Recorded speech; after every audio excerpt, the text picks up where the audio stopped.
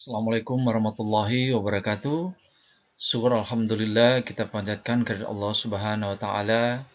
Izinkan saya memperkenalkan diri saya. Nama saya Saipul, SPD, MR. Dalam hal ini saya adalah instruktur atau pengajar pengampu, khususnya mata pelajaran bangunan kapal dan stabilitas. Syukur Alhamdulillah kita panjatkan kepada Allah Subhanahu wa Ta'ala. Di dalam pertemuan pertama kita, lebih khusus buat para perwira siswa ahli teknik tingkat 4 dimanapun berada dan dalam kondisi apapun. Semoga sekiranya Allah Subhanahu wa Ta'ala memberikan kepada kita rahmat kesehatan, kemudahan dalam pekerjaan, diberikan keselamatan baik di dunia maupun di akhirat. Di dalam diskusi kita yang pertama ini, kita berharap dari diskusi ini menghasilkan sebuah ilmu yang bermanfaat, baik di dunia maupun di akhirat kelak nanti, baik untuk kegiatan dan pekerjaan kita kelak nanti di kapal atau yang sudah beraktivitas di kapal. Perlu para perwira siswa ketahui, di dalam rancang bangun sebuah kapal perlu diketahui beberapa hal. Yang pertama adalah tentang bahan bangunan dalam pembangunan suatu kapal. Ada 3 bahan bangunan yang umum sering digunakan di kapal. Yang pertama adalah steel atau baja, yang selama ini mungkin banyak kita alami ketika saya juga bekerja di kapal dulu beberapa tahun ke belakang, dan ketika juga teman-teman yang sekarang masih beraktivitas. Karena kebanyakan memang sekarang kapal itu lebih banyak dibuat dari baja, walaupun ada juga campuran-campuran tertentu. Baja adalah bahan utama karena kekuatannya dan daya tahannya terhadap kondisi ekstrim di air asin atau di laut. Yang kedua adalah aluminium. Aluminium adalah baja ringan atau sesuatu yang ringan dan tahan karat, cocok untuk kapal-kapal kecil. Dulu juga ketika saya bekerja di kapal-kapal cepat, kebanyakan kapal-kapal seperti trimaran, katamaran, itu lebih banyak menggunakan bahan-bahan aluminium. Dia tahan karat, jadi tidak perlu diciping, dan tetapi lebih banyak digunakan untuk kegiatan-kegiatan pelayaran yang terbatas. Yang ketiga adalah fiberglass. Lebih banyak digunakan untuk kapal-kapal kecil dan perahu-perahu nelayan. Dan bisa Anda lihat pada gambar yang ada ini adalah ketiga jenis bahan bangunan suatu kapal yang umum kita ketahui atau bahkan kita pernah mengalaminya. Tentunya memiliki kelebihan dan kekurangan masing-masing. Selanjutnya adalah proses fabrikasi kapal. Jadi ketika kita sudah menentukan atau seorang desain kapal atau suatu galangan, ketika dia sudah menentukan sebuah bahan, maka dilakukanlah semacam proses pembuatan. Pertama adalah pembentukan plat. Plat logam yang dibentuk sesuai dengan desain. Karena terkadang kapal-kapal itu dirancang dengan tujuan digunakan untuk apa kapal itu. Misalnya kapal pesiar tentu digunakan untuk penumpang. Kapal barang ya digunakan untuk barang. Kapal tanker digunakan untuk benda-benda cair yang khususnya bahan bakar. Proses pembentukan plat ini untuk menyambung plat satu sama lainnya. Yang kedua adalah pengelasan, penggabungan plat untuk membentuk struktur. Karena kapal itu dia nanti akan dibangun menjadi sebuah bangunan yang utuh. Yang ketiga adalah instalasi sistem. Ini penting, pemasangan mesin, karena biar bagaimana mesin juga penting dari suatu kapal. Kabel-kabel dan pipa-pipa yang saling berhubungan. Selanjutnya adalah pentingnya desain aerodinamis. Maksudnya ketika kapal itu didesain, diusahakan mungkin dia ekonomis dalam segala hal. Maksudnya apa? Satu, penggunaan bahan bakar ini harus betul-betul ekonomis, sehingga dia betul-betul bisa memberikan keuntungan bagi sebuah perusahaan ketika kapal itu dirancang.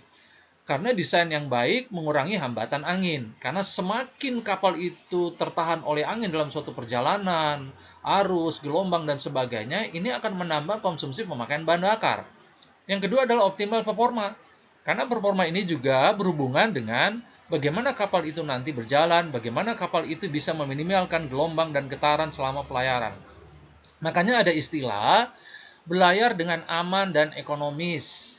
Walaupun aman menjadi prioritas, ekonomis juga menjadi sesuatu yang penting. Karena itu juga bagian daripada sebuah penggunaan bahan bakar bagi sebuah perusahaan. Selanjutnya adalah kapal bagaimanapun akan melakukan yang namanya sebuah pergerakan atau manuver, baik itu di perairan terbatas maupun perairan yang tentunya tidak terbatas. Ada 3 hal yang penting yang harus dilakukan ketika kita merancang sebuah bangunan kapal. Yang pertama adalah mempelajari rute, memperhitungkan kedalaman, arus, dan kecepatan angin. Yang kedua adalah komunikasi yang efektif. Tim yang sinkron, tim yang solid akan memastikan manuver berjalan dengan lancar dan baik demi suatu keselamatan ketika kapal melakukan sebuah pelayaran di perairan terbatas. Yang ketiga adalah penggunaan takbut. Ini adalah sarana bantu ketika suatu kapal itu ukuran dan besarnya membutuhkan alat bantu sebuah takbut demi untuk membantu sebuah pergerakan kapal ketika dia mau sandar ataupun lepas sandar. Selanjutnya adalah pengaruh pusat gravitasi pada stabilitas kapal. Karena kapal itu selalu berhubungan dengan keseimbangan atau stabilitas. Yang pertama adalah perlu perhitungan cermat. Penempatan muatan dan bahan bakar perlu sangat dipertimbangkan ketika kapal itu dirancang. Akan ditaruh di mana muatan itu, bagaimana pengaturannya, bagaimana sistem pekerjaannya, semua diperhitungkan dengan cermat. Yang kedua adalah pengaruh lingkungan. Kalau kita lihat gambar, yang namanya cuaca di laut itu tentu sangat dipengaruhi oleh kondisi yang ekstrim. Bisa saja gelombang ada, badai, dan arah angin mempengaruhi stabilitas sebuah kapal. Maka hal ini juga akan menjadi faktor penting dalam sebuah perancangan sebuah kapal. Pencegahan karat di bangunan kapal. Ketika kapal itu dibangun dengan sesuatu pelat atau sesuatu bahan, maka selalu perlu yang namanya perawatan berkala.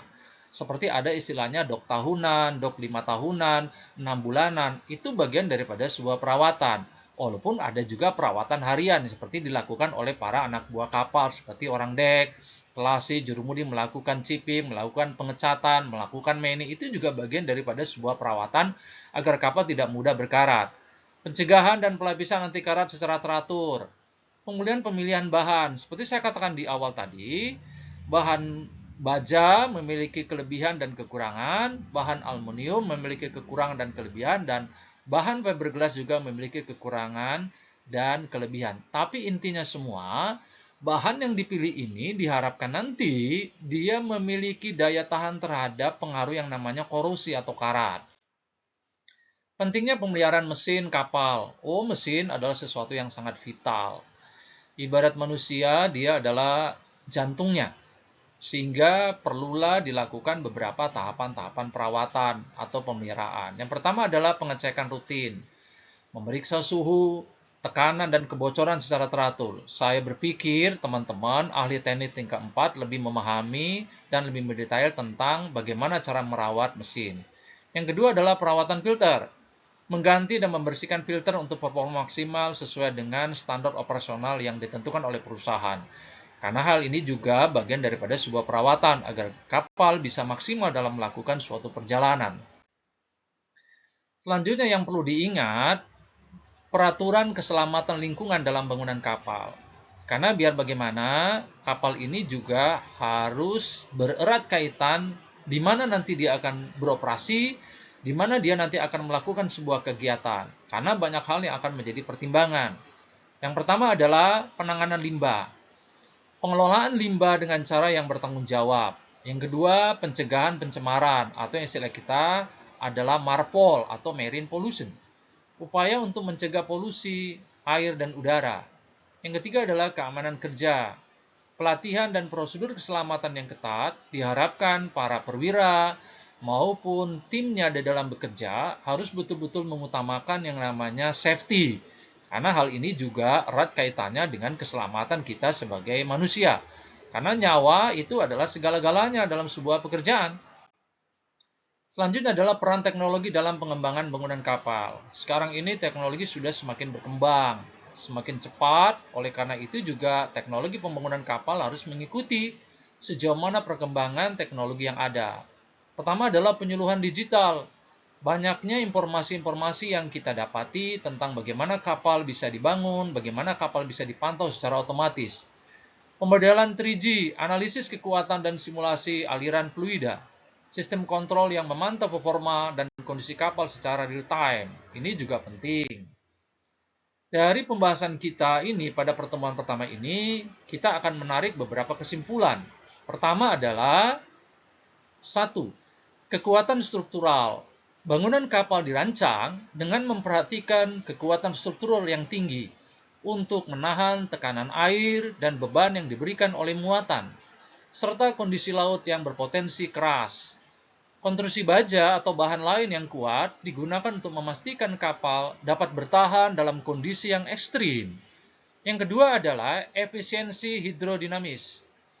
Desain kapal juga memperhatikan efisiensi hidrodinamis untuk mengurangi resistensi terhadap air dan meningkatkan kecepatan kapal.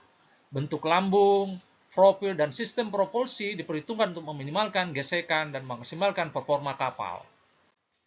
Yang selanjutnya atau yang nomor 3 dari kesimpulan pada pertemuan pertama kita ini adalah bangunan kapal juga mempertimbangkan kestabilan kapal untuk menjaga keseimbangan saat kapal melakukan sebuah pelayaran atau berlayar di lautan lepas atau di perairan-perairan tertentu.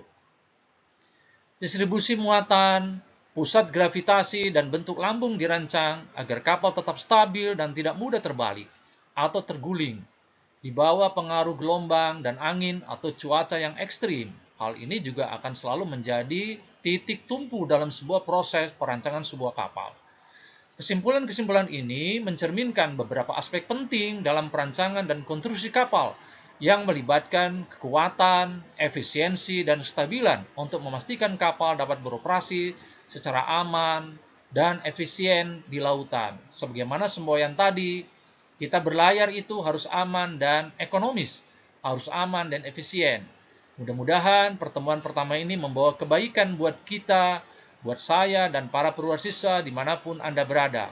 Salam sehat selalu, sukses selalu menyertai Anda, hati-hati di dalam bekerja, semoga Allah selalu melindungi kita. Terima kasih. Assalamualaikum warahmatullahi wabarakatuh.